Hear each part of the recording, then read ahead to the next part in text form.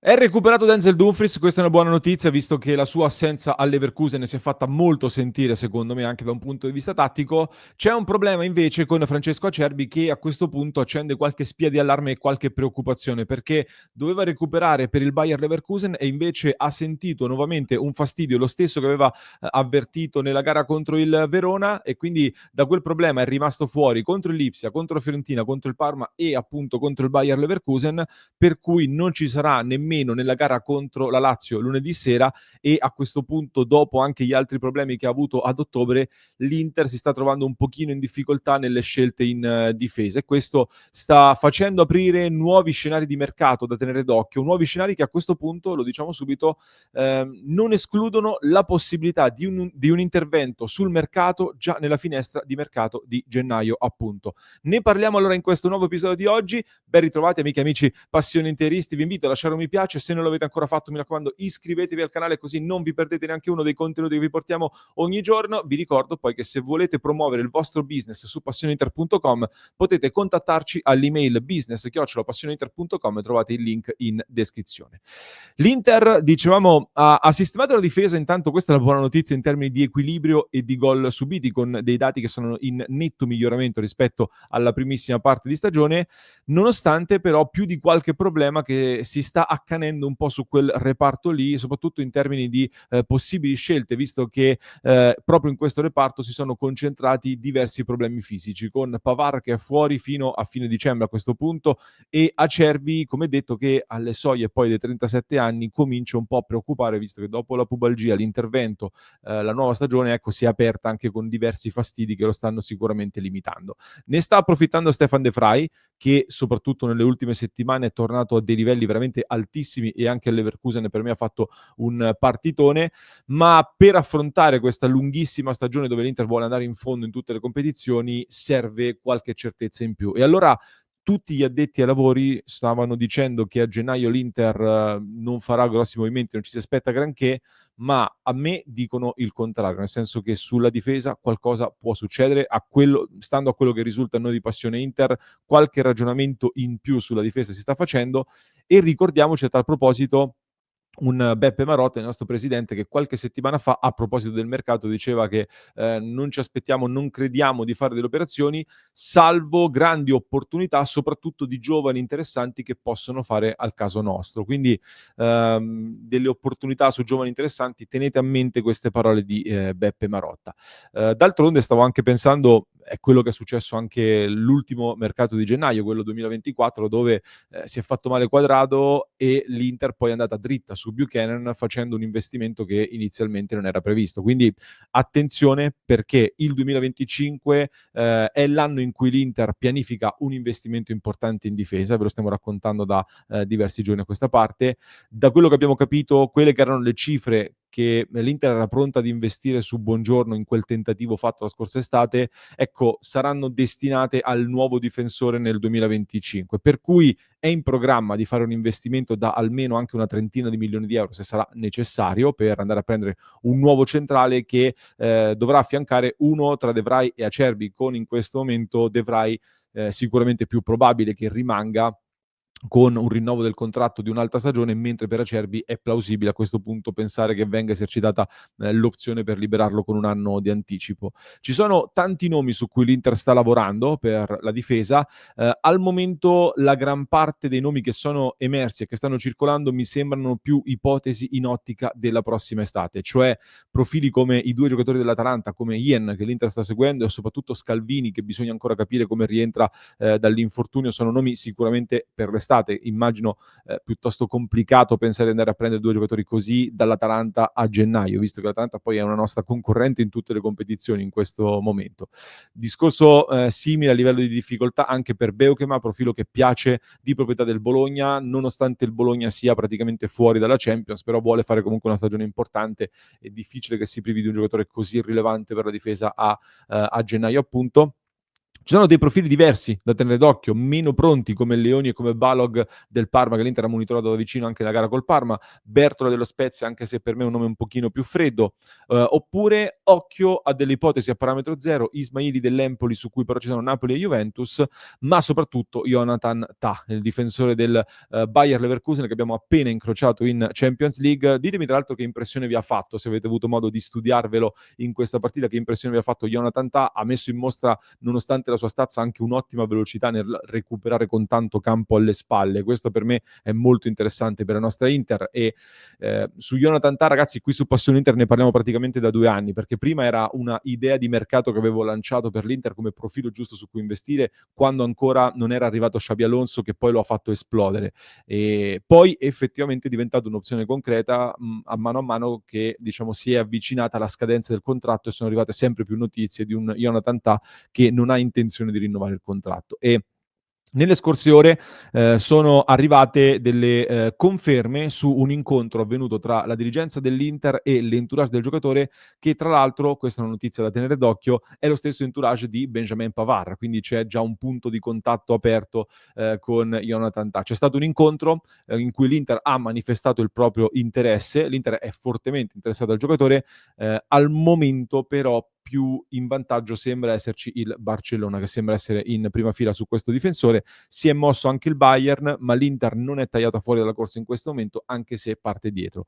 E come ho sempre detto, comunque non è vero, quindi che non rientra nei parametri di Octree, a differenza di quello che dicono in tanti. Ha 28 anni, non è giovanissimo magari come si vorrebbe puntare, eccetera, però è sicuramente più giovane di chi dovrebbe sostituire, ed è un profilo di spessore internazionale. Di fronte ad un'opportunità del genere, secondo me, i paletti vanno anche un attimo in secondo piano. Però, come detto, queste sono ipotesi praticamente tutte per l'estate, perché anche Tah dubito che si possa prendere a gennaio. Vuole palesemente chiudere la stagione e andarsene a parametro zero.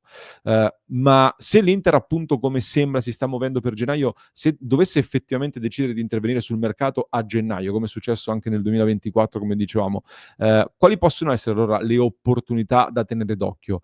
Tanti indizi portano a Jaca Bigliolo, di cui vi condivido anche la scheda Transfer Market. Questo difensore classe 99 dell'Udinese, 1,90 m, sloveno, che è nel mirino dell'Inter già da diverso tempo, conosce la Serie A molto bene, l'Inter lo sta monitorando da vicino, e c'è, diciamo, un possibile assist dato dal fatto che l'Udinese ha già bloccato Umar Solé, ex Salisburgo, che arriverà da svincolato, che tra l'altro è stato spesso accostato anche all'Inter. Quindi ecco, prendendo Solé, anche se è leggermente diverso anche come caratteristiche, però potrebbe anche decidere di cedere Bigliol a quel punto.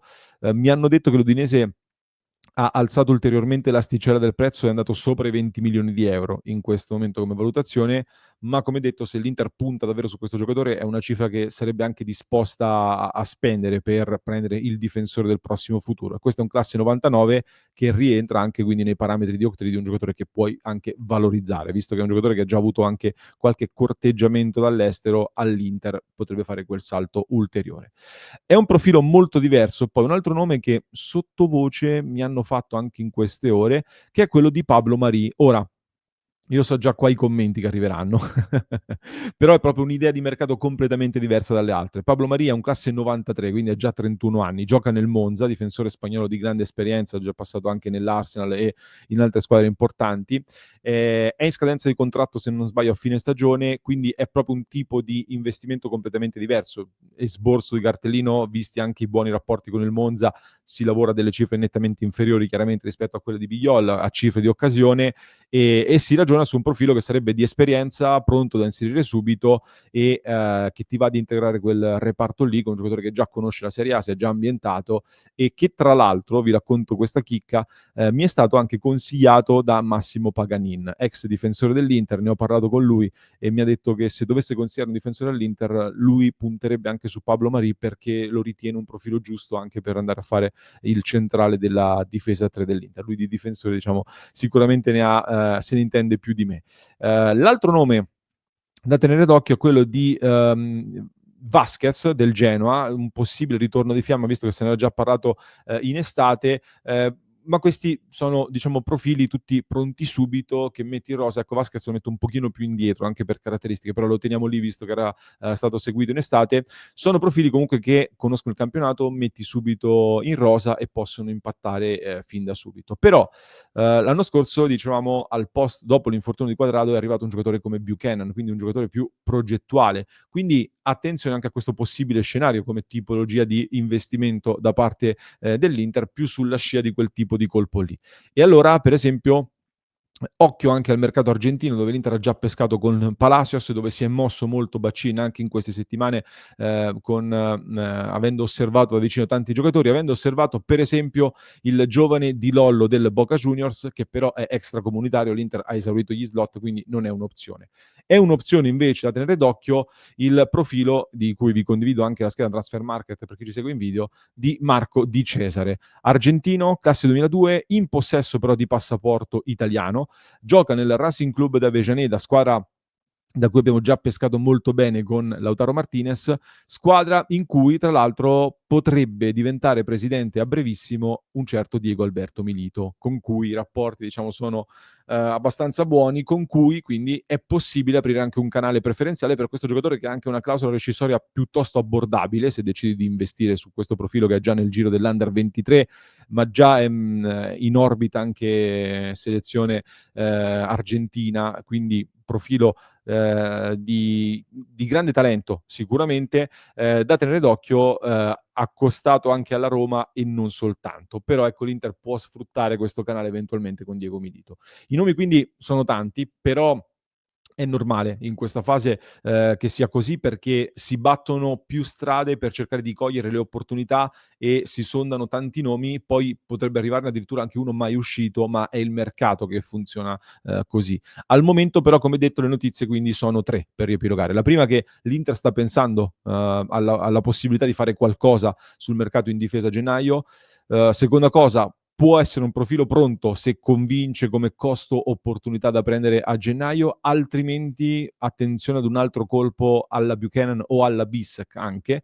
Terza cosa, l'Inter ha pianificato di fare un investimento da oltre, anche da 30 milioni se necessario, per il 2025, anche se l'ipotesi TAA a zero non è scartata, e in quel caso quindi le risorse andrebbero poi in altri ruoli eventualmente da poter investire. Se qualcuno poi ci dice: ma perché fare un colpo a gennaio se poi lavori anche su TAA a zero? Perché tutti questi difensori che poi devi mettere in rosa? Intanto perché comunque su Acerbi c'è questa clausola che può uscire, ci saranno tanti ragionamenti, intanto perché TAA non è una pista semplice, quindi ti devi anche cautelare da questo punto di vista, ma poi anche perché um, devi cautelarti anche attorno a Bissek, perché su Bissek in questo momento l'Inter gli ha rinnovato il contratto, vorrebbe continuare a puntarci. A me risulta che l'Inter abbia l'intenzione di respingere delle offerte anche nei prossimi mesi per Jan Bissek, però è un giocatore che può ricevere offerte molto alte e quindi devi essere pronto eventualmente anche a sistemare la questione e ad essere appunto tutelato da questo punto di vista. In Premier League ha sicuramente mercato. Occhio al Bayern Monaco, che in questo momento forse non ha veramente bisogno di un difensore, però al Bayern c'è una persona che è stata molto importante per la carriera di Bissek, che quindi in Germania si sta parlando tanto di Bissek anche in ottica nazionale, quindi attenzione anche a questo possibile scenario. Comunque le notizie le abbiamo riepilogate, abbiamo fatto un po' il punto su questa difesa, sulla situazione difensiva dell'Inter. Fatemi sapere voi che ne pensate. E visto che poi nelle prossime ore vi devo portare anche una notizia sull'attacco, ne approfitto per chiudere un po' con questa domanda che vi faccio, cioè secondo voi a gennaio, se c'è la possibilità di fare un colpo, dove va fatto? In difesa oppure in attacco oppure sugli esterni? Dove andrebbe fatto? Fatemelo sapere voi nei commenti e poi così leggo le vostre opinioni in diretta alle 19:30. Vi invito a fare un salto su passioninter.club, dove in queste ore stiamo portando tanti contenuti e approfondimenti con la nostra grande community, quindi vi aspetto su passioninter.club con tanti interisti da tutto il mondo che partecipano alla nostra interazione quotidiana. Vi lascio con un altro approfondimento che trovate in descrizione per chi ci ascolta in podcast, mentre per chi ci segue su YouTube vi basta cliccare qui.